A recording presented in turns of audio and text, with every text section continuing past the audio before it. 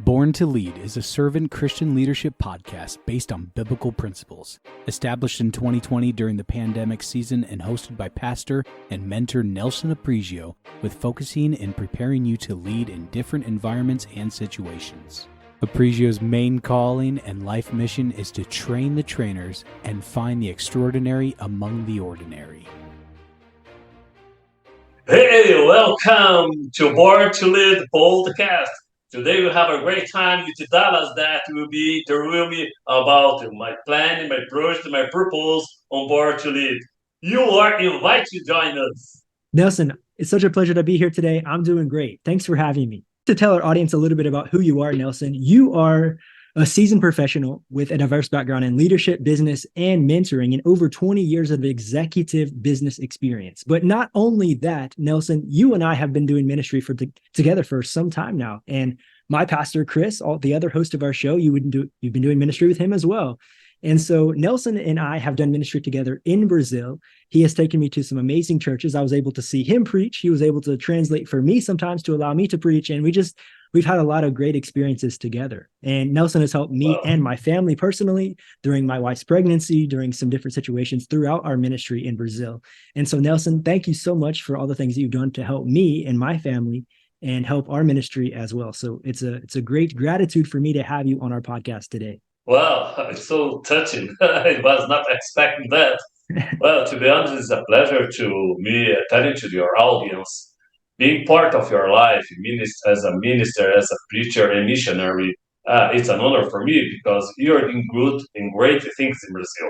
So if someone has opportunity to listen to your preachings and ministry, that is a kind of life changing. Everybody, I was able to be an interpreter. I was so blessed by the way God uses you. Let me tell about myself. I'm 57 years old, senior manager and purchasing global sourcing for retail company.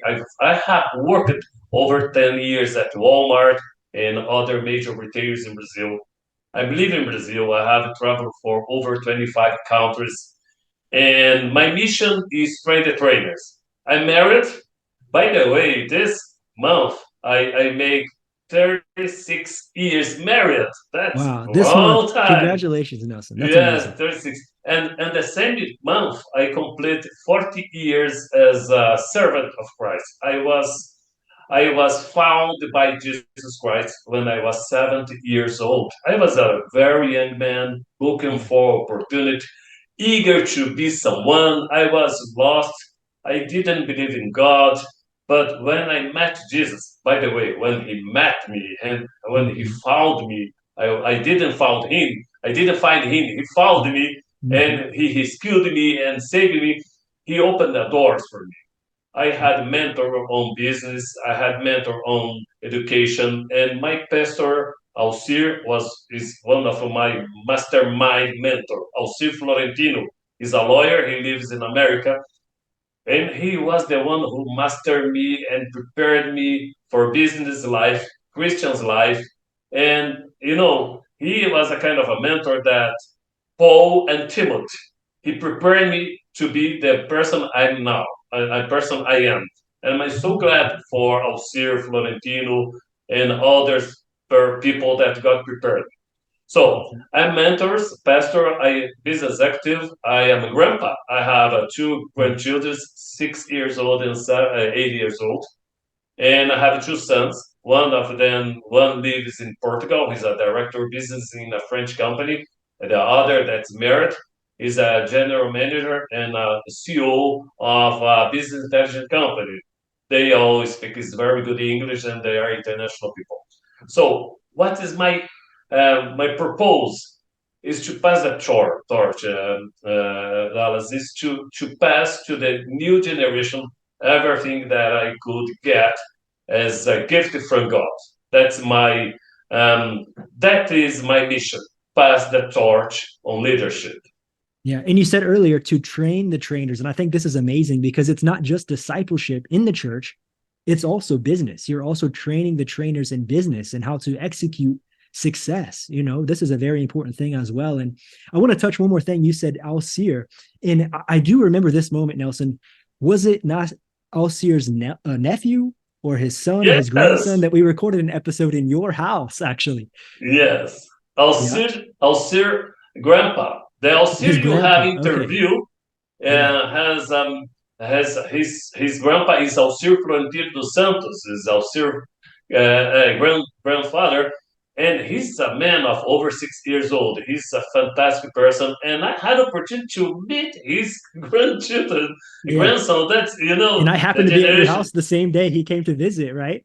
Yeah, the same day we're there. So how could the second, third generation together? Mm-hmm. So it's life-giving life. That's fantastic. That is fantastic. So and they will be very glad to know we are talking about the two Al-Seers. The one that started everything, brought his family to America, and the other one that the third generation, that's a very respectable person, a very young man, intelligent man, smart man in America. So it's exciting to see generations walking together. Yes, it is. That's my mission, to connect the generation. Nelson, thank you so much for joining us on our show. And I want to talk a little bit more about your recent project that you just started. It's called Born to Lead. And so you have a podcast, you have some books that are coming out, you have some other different things that you're offering to our audience and to your guests and your audience as well. And so we're going to talk a little bit about that. Well, everything started in 2005 when I was invited by Haggai International. It's an institute in America from Baptist Institute, named Haggai. I got a scholarship to go to Singapore. And I stayed there for 4 weeks with people from 60 countries. It was amazing, and a brainstorm instruction on servant leadership. When I came back to Brazil, I came totally different. I was over 40 years old, and I learned a lot about servant leadership. And the basic of a servant leadership is that you are measured not by the number of the people you manage, by the number of people you serve. So more people you serve, more your servant leadership. So your influence is much higher when you are a servant than when you are a boss or a manager. So with this kind of upside down thoughts, because it's totally disruptive, we are learned that you are more powerful when you have more people under your leadership. And now someone says, no, it's not really. The reality of things is that more you serve, more you have a power, and more you prepare people. And I said, okay, I need to be served. To be served, yes, you need to serve to be served. From that, I'm on in the 10 years over 2007. Now it's over 15 years. I have traveled for over 25 countries and more than 20 universities teaching leadership principles to the youth generation.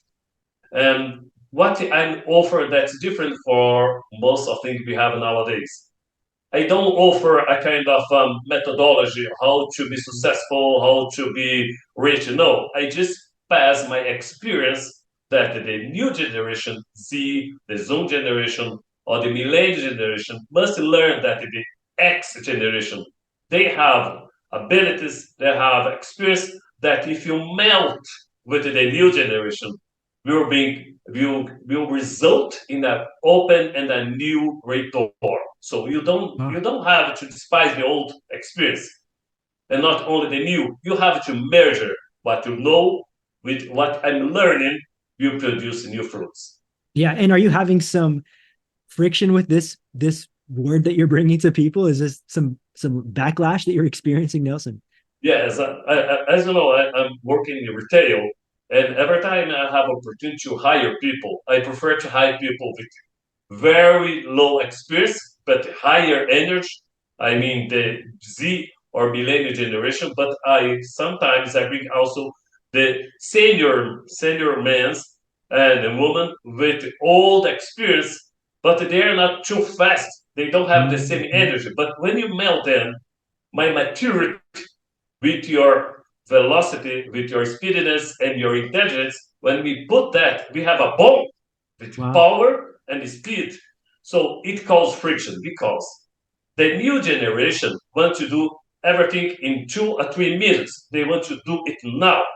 The older generation, they say, okay, let's think about that. I'm not sure. They are more afraid of taking risks. But when both get together, you have the balance. Yeah. That's what we need to do. It's Mm-hmm. not one or another. It's one and the other one. It's both, not only one or another. And going back to this, you have 20 years of retail experience and executive experience as well. So what do you think was the biggest lesson that you learned through those 20 years of experience? One very great experience is gratitude. What you have done now is it shows everything. You are telling to your audience that someone that they don't know was very important in a part of your life. It Mhm. means gratitude. You have to be grateful. Most people is forget to be grateful, the gratitude power to the people that open doors. So Mhm. first, the lesson was that never forget to be grateful. It's important. Humbleness is much more important to be humble than to be smart or to be intelligent, because we have a lot of people they know how to do, but because of lack of humbleness, Mhm. their leadership lacks power. Because you have two opportunities: you have a boss or you have a leader. If you work with a boss, you do only what the boss ordain or give order you to do. But when you have a leader, you do not because they ask you to do. You do because you believe it. It's the buy-in. You're so inspired by him that you do much more than he asks. Mhm. That's what I learned. Don't be just a boss, because a boss, there is a specific lead time. When you are a leader, you inspire people. People goes over. They go beyond what you expect, Yeah. because inspiration calls more productivity. Mhm. And I know that there are a couple different types of and different styles of leadership. Can you give us some of yours that you think work the best and some that you think just don't work at all, if you could say? Well, the thing that the one that does not work at all is to be popular. Don't try to be popular. If you just like to make people feeling well, that does not work. The workplace is not a place to feel well. The relationship between boss and the leader and the managers or your leadership, and the employees is not I have to do everything you like. I Mhm. like the leadership that, let's say, that confronts you, put you in a higher barrier, make you do much more. And sometimes it's disappointing because they say, what you did is not enough. I don't like what I Mhm. did. But you have ingredients in you. That's the secret. I say, I reprove, I disapprove what you're giving me as a work, as a job. But I show that inside you, inside of your human being, there are some ingredients much very, very, very good that if you will work on it, the results will be much more. It's like doing a cake. I give you a cake and you tell me, your cake is not good. Let's just change the ingredients and you have a better cake. So what is my my um, my mission as a leader tells you how to do a better cake, because you have the ingredients. Maybe you're using the wrong ingredients. That's Yeah. it. Yeah, I like that. That constructive criticism goes a long way, right? That's right. Mhm. So the Yeah, but we other have to the other, receive it as well. That's another part, another challenging part. We have to receive the criticism to do better, right? That's it the is humility feedback. that you were It talking is about. feedback. And the other way that does not work very well is not only popularity but authorities. Yeah, when you are very authoritarian and just Mhm. say do because must be done. Yeah. It does not work in the new generation. The millennials and the Z generation, they are very critical. They say, no, tell me why. They want to know everything, why I am doing it. Mhm. Otherwise, I won't do that. They want to know the purpose. As a leader, you must understand. The people want to know why they are doing that. Tell their whys, not just the what. Let's talk a little bit about your mentoring as well. You've been mentoring over the years. And so, what led you into mentoring, and what do you like most about mentoring other people? Well, Dallas, I like to do mentor on That's very different. I prefer to work on teenagers, the young people, 18, 20, 25, and 30s, because these are the generation, they are willing to do something different, and they are open to hear. Mhm. And they give you as they also give you as a returning their thoughts and their ideas. So when I sit with someone of 25, 22, I'm working with a visionary young man Mhm. or young woman. It helps me because they see what I cannot see. So what I do is to give my tips or my advice on the wrong steps I have done before. So I tell him or her, don't go on this way because I did, and I Mhm. made some mistakes. It's more principles, okay? I like this generation because when I work on the teenagers or let's say newcomers to the market, some students that has just finished the school or the high school or the university, they are entering the first level in the company Yeah. They don't know the corporative environment. It's a war, yeah. It's forest. It's a jungle. Corporative environment. It's a jungle. If you don't know the rules, someone will devour you. That's Yeah. it. No mercy. Mhm. And then I try to teach them, to give them some advice or what direction to go and how to go and when to go. And the Mhm. best of that in 5 years later you see the fruits, or 2 years later. I Yeah. have several stories of people that started business and now they are managers, even CEOs that I have the opportunity to be mentor. And when I look back our conversations, I see they make progress because they are looking to grow, but they need some directions. Yeah. And I like this about the young people, kind of like you say, I see a running theme here that you work with the younger guys who are more open to correction and open to teach me how to do it. It's kind of like that expression, like teach an old dog new tricks, right? But if you have a young Yes, guy, he's willing to learn, teach me, I don't know anything, right? So, I mean, you have a head start there. and what I get as a result, as returning, because Mhm. they have a return on investment. In my return on investments is that when we talk and we discuss about anything, they give him some insights that I never thought. Well, what he's telling now is very different. Let's talk about, for example, the new medium way of communicating. Mhm. Every time I talk to someone from the new generation, they give me a lot of ideas that I don't know. Yeah. So it's an exchange of experience. That's mentoring. You pass what you have done and you don't want to do again because it was bad or it was good, and you help the new generation to avoid some accidents. Okay. Yeah. Mhm. I want to go into something a little bit different, Nelson. This is something that I personally struggle with, and I think that it's something that I need to identify for our audience to understand first. Then we can go into it a little bit deeper. So, first, I'm going to ask you this: what percentage of pastors in Brazil would you say have a full-time job outside of the church? What percentage would you say? Wow, it's not too much in Brazil. It's getting now. It's getting more common, but it used to be double job. For example, I'm a pastor, and I used to be pastor for a three church for during 8 years. And Sundays, and during the weekend, I was in the church, and for the weekdays, I was working a company. So I Outside was of the not. church, right? Yes, I Right. was paid by my company, and my Mm-hmm. service in the church was for free. Yes, Mm-hmm. I was not paid for that. I did my best, but I tell you that, well, you have some collateral effect because you don't have enough time to prepare people.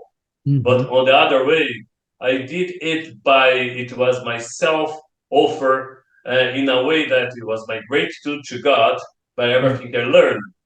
And I was fruitful, but if I was full time pastor, I should have more fruit, for sure, Yeah. more better And fruits. I wanted to explain this to our audience too, because this culture is different in the US. Because I think in the US, typically, if you're a pastor, you're in the church full time. You're not a pastor and a business executive or something like this. And so this is something I've seen in Brazil.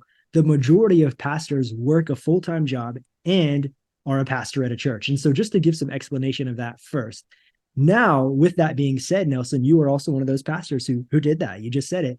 How do you find the balance between being a pastor, leading people, being a shepherd, and doing the business life? How do you find that balance? It's a kind of transition that this is doing now. If you talk to old church like Assembly of God, the Pentecost church, they were people of bivocational pastors with double jobs, the church. And nowadays they are moving. They understood that if you have to have an effective church, you need a full-time pastor. Yeah. But we have much more full-time pastor nowadays than in the old times. If you talk about the Baptists, the traditional church, I tell you that 100% of them, they have full-time pastors. If you go to Pentecostal or new liberal church, they are moving to have more full-time pastors. Assembly of God, that they don't follow this style because they have a very few number of people on full-time. But the liberal church, let's say the new community church, they was born in that methodology. They know we need a full-time pastor to be successful. How to do that balance in Brazil? It's complicated. You need to have people behind you. So you're not only the senior pastor, you have 2 or 3 pastors helping you. Then you have to split your time between your family, your work labor, your work time, and the church. So it means that Saturday and from Sunday, forget, you are 100% in the church. That's the difference. Yeah. We don't have free time on Saturday and Sunday because we are pastor Saturday and Sunday full time. Yeah. I have more to say on that, but we'll talk about this on another day, another episode about this topic, because we'll just leave that for another day. We'll talk about that another time. And let's go in this awful word, the pandemic. I mean, why do we want to talk about this? But I do want to touch on it because I do think that it changed the way that we do business, not just in Brazil, but worldwide. And so if we can talk a little bit about the pandemic and how you saw this transition the market in Brazil. Oh, it caused a lot of difference in leadership and business. During the pandemic time, I was leading in international business in a retail company in Brazil. I was used to travel 3 or 4 times a year, international travels. And we had to cut travels, international travels, trade shows, everything. So we start doing business on remote basis. We as Brazilians, we are not used to that. And it's totally different the culture, but in Brazil, we insist that being physical, we are Latin. We are, as a Latinos, we need to touch. Yes, we like touching. We like shaking hands. We like to kiss. Brazilian. When you have a meeting with a Brazilian, we start a lot of talking, energy, power, laughs, and so on. When we went to remote business, we learned that we have to go focus. We have to have an agenda, direct, straight to the point. First, we have to cut personal meetings, face-to-face meetings. So we have to be more prepared because you cannot read the body language. You're smiling, but I don't know if it's a real smiling. But when you are face-to-face, you can read the body language. It was difficult first time. Second time about time zones. Imagine you have to have a meeting with China. You have to be 11 p.m. or 3 a.m. to have a business meeting in China. So it caused a little of turbulence in business the first time. But later on, we learned that it's a very, very important alternative way of doing business. The remote, the video, the Zoom or Teams meetings. On the other side, we lost. Can you imagine that you are new in a company, Dallas? You are just hired in a company. How can you do the onboard in that company? Everybody you know by video never saw before. You have 1 week in the company. So the remote basis, I mean, work at home, when we say Brazil home, homework, yes, work at home, it's totally different in Brazil and America, because we are not used to that. We don't have office at our homes. We use our table, dining room, and so on. So we have to learn how to do business. It was good for the senior people. I mean, people that was working in a company for a long time. But for newcomers, it was a disaster because you have to learn the company culture without being involved in the company culture. You're just talking about the company, but you don't know anybody. You just know people on the camera. So it was proved that we lost the learners in that time. It was not very good. But it was good for people that in Sao Paulo, we take an hour or 2 hours in that traffic jam. Yeah. So you can Which optimize is so real. it. It's so real. Yeah. So that's good and bad. So for retail, we have to learn, as an old dog, we have to learn a new trick. Yeah. How to work remotely. And for retail people, it was really challenging. Would you say that overall it took Brazil to the next level in their markets because learning this new skill of working remotely, working hybrid? Yeah, because we learned that, for example, scalability. Working remotely, using the media, gave us the scalability that we didn't have before. So I can have China, I can have India, America, Europe in a video conference at the same time. Yeah. Instead of going meeting one here and another week. So it saved our time, but also gave us a vision about scalability. How can I do something that can be useful for anybody, the same audience? So it was good. Also, delivery. Do you have an idea? The growth of delivery. Small pizzeria, small snack bar, or bakeries, they were used to sell on the counter. Then learn that they have to use delivery, and they deliver the e-commerce bombed in Brazil. So it brought us to a new level of sales. And nowadays, sales by internet are so great, are so powerful that you have a lot of influencers telling you how to do that. And I tell you, if you have a good product in Brazil, internet is the best retail place to sell. It's the best marketplace. We learn a lot. So it was the good effect. But in the other side, we became a little bit less smart because you don't have people to interact. You see, you don't have that time to get together with other people, get new ideas. So there is a kind of a balance on COVID-19 that's good and bad working together. And I'm happy about the increase of Brazil because I'm going to tell a funny story here. When Pastor Chris Busher came back from Brazil about 6 years ago or something, I felt like he was behind. I felt like he was really behind with technology. And I felt like he had a lot to learn, right? When he came back. And I was like, Chris, I didn't understand yet because I never went to Brazil or never been to Asia, or I pretty much have been in the US other than going to Belize for one mission trip. But I was like, Chris, Brazil can't be that far behind. Like, I think something's wrong with you because Brazil can't be that far behind. And I came to Brazil and if I'm being honest, when we lived at the farm in Sao Paulo, we didn't have internet. It was really, really bad internet that we had. And so we were taken back 5 or 10 years really from being in the US. But I would say today, I mean, things have increased a lot since the pandemic and since things have happened. I would say Brazil has caught up, I would say, from my perspective, that I don't think it's that much of a difference anymore from the US and from Brazil of what we're achieving and receiving, right? Would you agree with me, or am I saying this? I agree. When Chris was in Brazil 6 years ago, he launched his English school, yes? Yeah, yes. And I don't remember the name. Uncle Sam's, yes. Uncle Sam's, yes.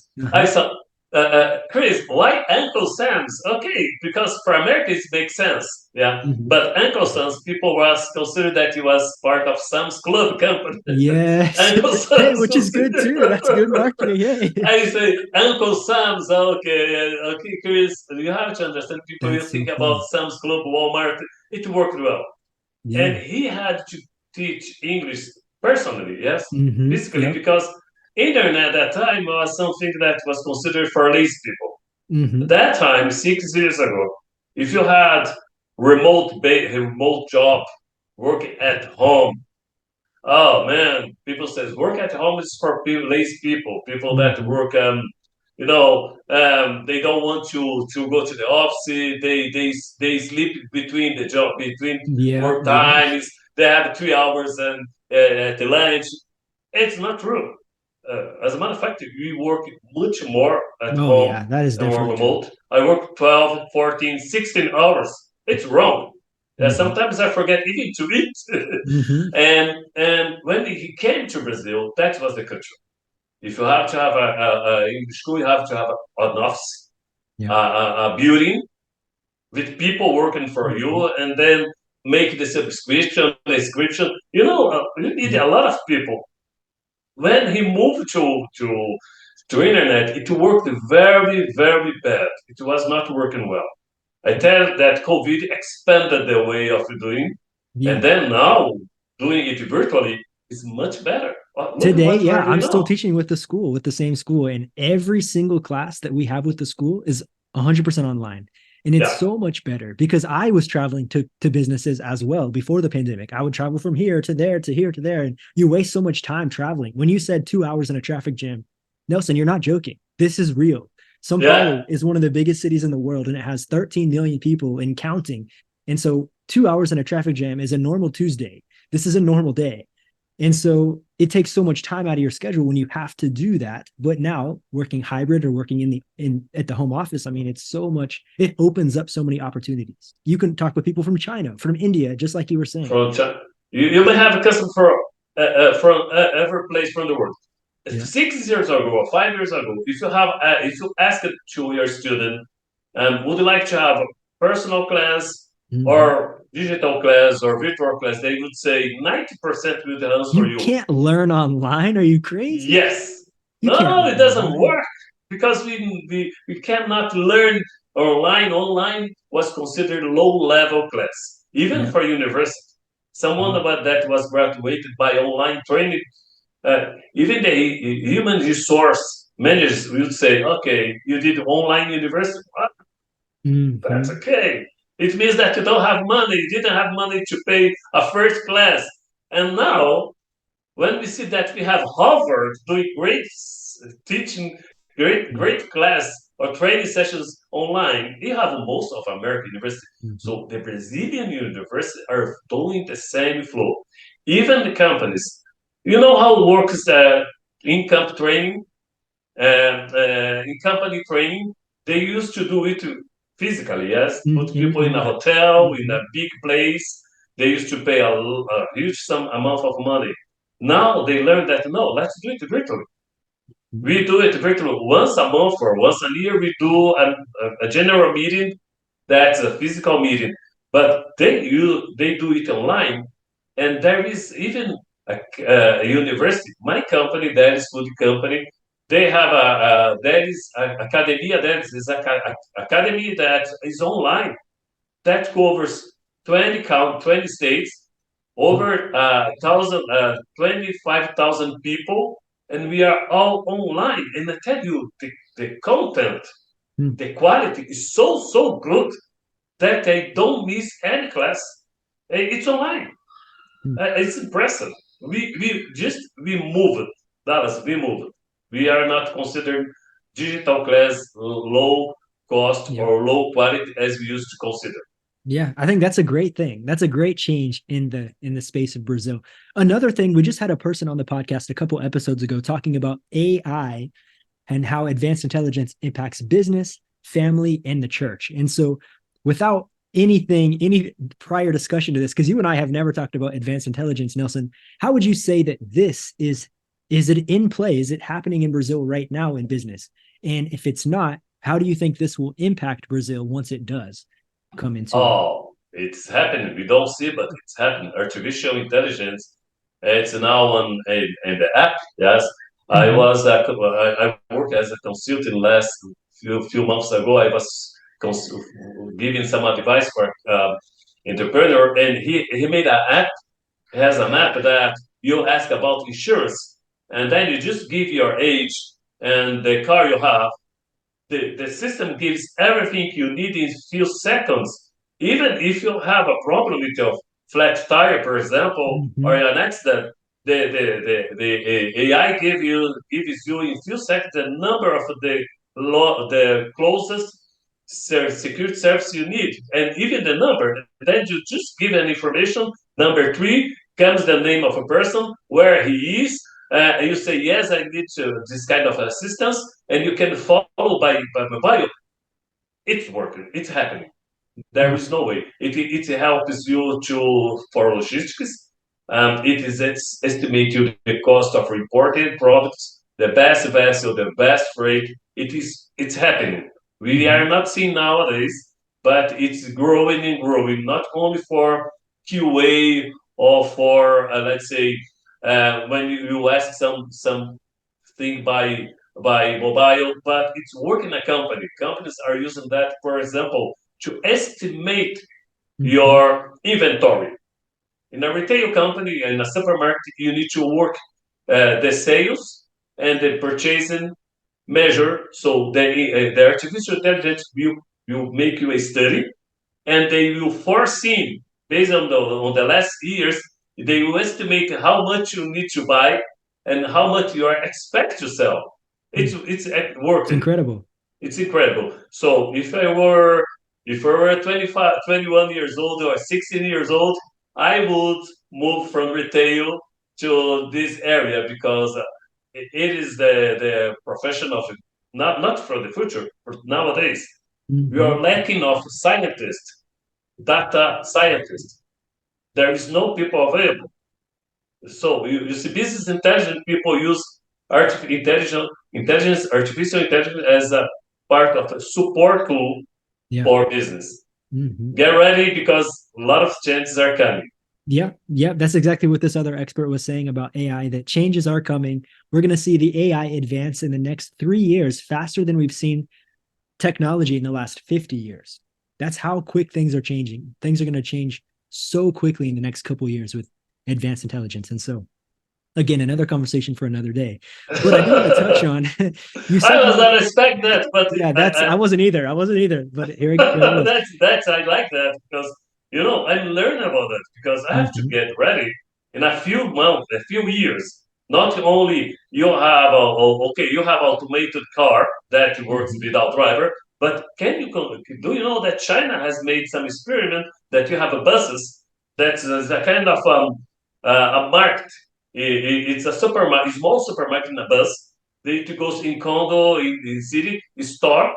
Then you enter. There is no driver. There is nobody selling. You buy your foods. You just do it by scanning, yes, by your eyes or just What? your credit card, and you go and during the night the bus goes to another city doing sales. It's artificial intelligence doing that. There is Wow. artificial intelligence behind that. It is on place. Just Amazon Go. Amazon Mm-hmm. Go is a store that works with that technology. Yeah. Wow. Wow. There's a lot of changes to come. And for our audience who did not listen to that episode, go back. It's so interesting. And we don't just talk about the way AI affects business, but also how it affects the church. And I think that's the most important part of that conversation. And so that's a really, really interesting episode there. Yeah.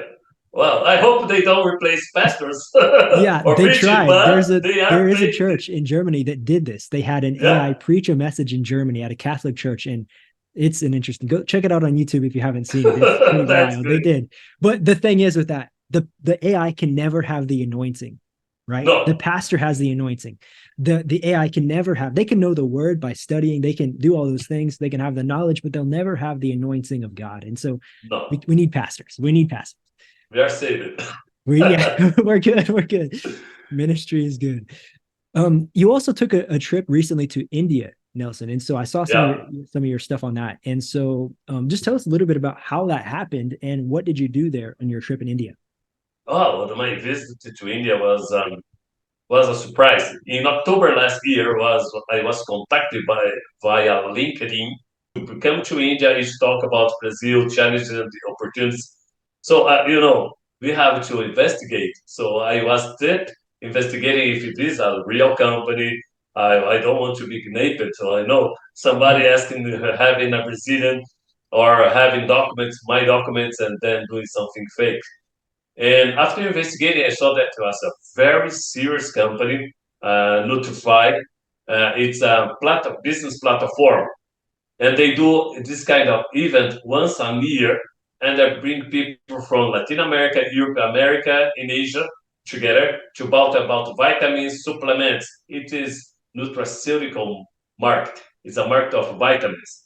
It's becoming so huge, so incredible, big that people like me and you, we want to live longer. Mhm. So we are taking much more medicines. So once I was approved by my company to go, I dedicated to learn much more about this segment, and I was there. Well, I was surprised because I was staying at I stayed at Taj Mahal Palace Hotel. It's a Oh. palace. It's a, the Princess Diana and the Prince Charles and the Queen Mary. Oh, even the John Lennon from Beatles was there. So having been there, I was so honored to be there. It was the first time that as a Brazilian was invited to talk about Brazil for that segment, nutraceuticals. So it was very important. And for me, it was a challenge because I was with Unilever, Nestle, Amway, all the IFF, all the big companies that works for vitamin. And I was there just talking about legislation, imports, taxes, and international global logistics. And also, I told them about the culture of doing business with a Brazilian. It's not easy. Yeah? When Brazilian, if you say you have a meeting 4 p.m., and if you make a meeting with a Brazilian 4 p.m., you have it to make sure if 4 p.m. is for today or for tomorrow. Yeah. Mhm. And usually we get late 30 minutes because we have the traffic jam. And Yeah. for American thought, and even Europeans, it's a lack of respect. So I Mhm. was telling them, don't get panic if you make an agenda and a Brazilian gets late. Mhm. It's not because he's willing to do that, because of lack of planning is something that we need to learn more. Yeah. And there are a lot of things in our culture that's different from Indian culture, but in another way we are very common. I learned that they work harder, they're workaholic, they are willing to grow because Mhm. India lost this their opportunity for China. And Mhm. now India has 1.4 billion people. They are bigger than China, and they want to be the leader again. So I learned a lot about one thing that is very interesting for me. That's India works as China. They work on family basis. They have family first. There is something that's very important to India. The old, the old man. If the dad goes away, the older son, the firstborn takes place. He's responsible for the family until he dies. It's amazing. It's amazing. The respect for family is so big. It's so big that when mom is still alive, everything is done for making her, let's say, happy and giving her a better life. They never forget family. It's something that I Wow. like. That's important. Family first, Mhm. not company first, not business first. Family first, and business on family base. Education on family base. Religion is on family base. Everything on family. Family is a company. Is a community. Yeah. You are not successful if your family is not successful. It's Wow. amazing. It's And I would amazing. say in the US too, it's more individualistic. Like I'm good. I gotta be focused on me, me, me, right? I think that's the US culture, Yes. I would say. Yeah, I like this India. We Brazilian, we are a little bit divided. We are a little bit too lost. We are not I culture, but we are not a family culture. We Mhm. are we are now influenced by we need to have things. We have a lot of influencers telling how to get rich in 10 lessons. And the people just believe that it's possible to make just like that.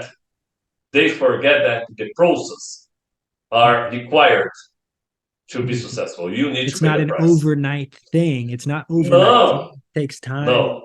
Also, process. unless you get the lottery, Yeah. that's another overnight. Which this is But not a suggestion for our audience. Go play the lot, not a suggestion. no. You have to work. You Yeah. cannot reap if you don't Yeah. seed. There is no harvest if you do not put a seed, if you not plant it. Mhm. This generation must learn to have a tree. The seed has a long journey. Yeah. You cannot have a tree tomorrow.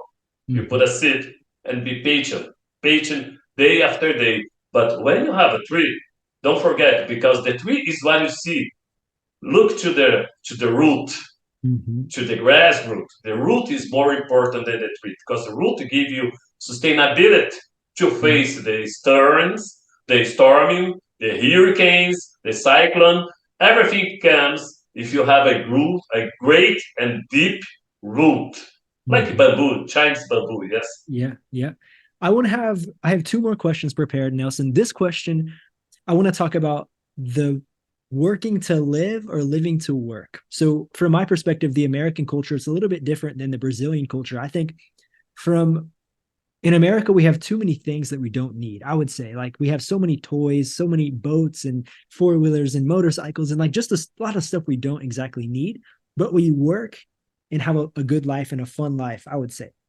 Brazil, I think a lot of people work hard, hard, hard, and we don't always see a lot to show for that from my experience, right? Yes. What can you say about this culture of Brazil and how is this changing and what's holding people back from this area, if you could say? Wow. I like what I see in America at certain point because most of Brazilians live in America. They just work. They Mm-hmm. want to be successful, but they spend the whole life, the entire life, just work and work, work. Mm-hmm. And the end of the day, when they come back to Brazil, they come back empty-handed. They say, "I Mm-hmm. brought nothing, just experience." So there is no meaning for working, Yeah. accumulating things. I don't like that way. It's important that you need certain things to have a good life. I like the way that you use the work to bring things that makes your life comfortable, pleasant, and also to honor, adore God, and help people. I Mm-hmm. mean that work must be the middle part of the machine. It's not the final product. But what we have learned a long time ago that everything is important. The most important thing you have to do in your career is work. Then comes COVID-19, Mm-hmm. and a lot of people are dismissed, fired without any merciful, Yeah. any thought. So can you imagine working 25 years, 60 years in a company? So what is the balance? COVID brought us a thought because people just died by a virus without any without expectation. They good and the other day or they are bad.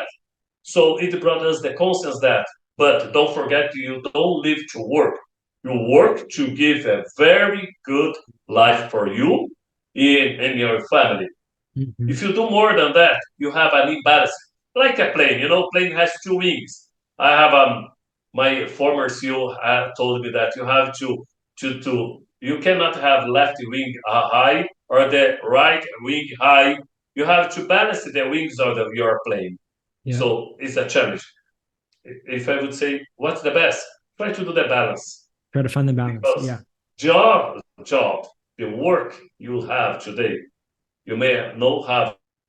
That's it. But family are 5 years of you have kids. Yeah. If you Yeah. if you miss the first 5 years, they will not repeat.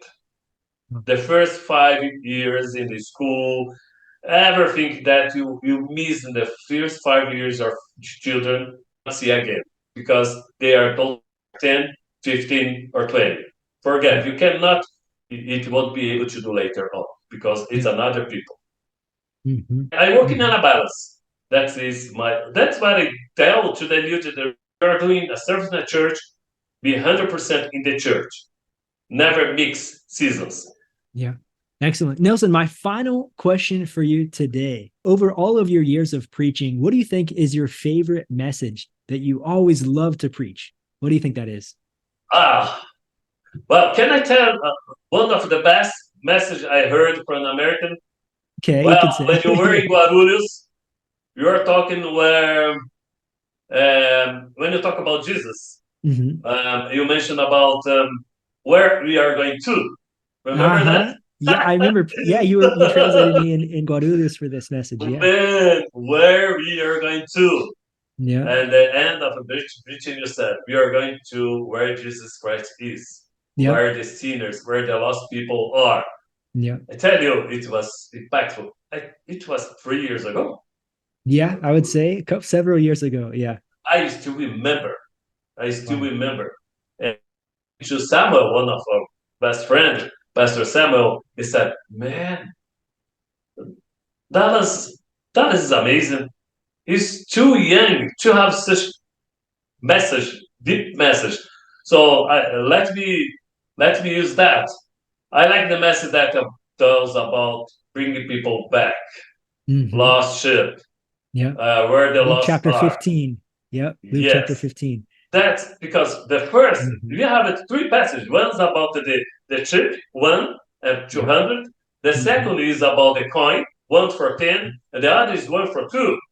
Yeah. So it's a downgrading. God words about a lot of people, but 1 for 100, 1 for 10, and 1 for 2, 50%. Wow. So if we say about percentage, I'm doing numbers now.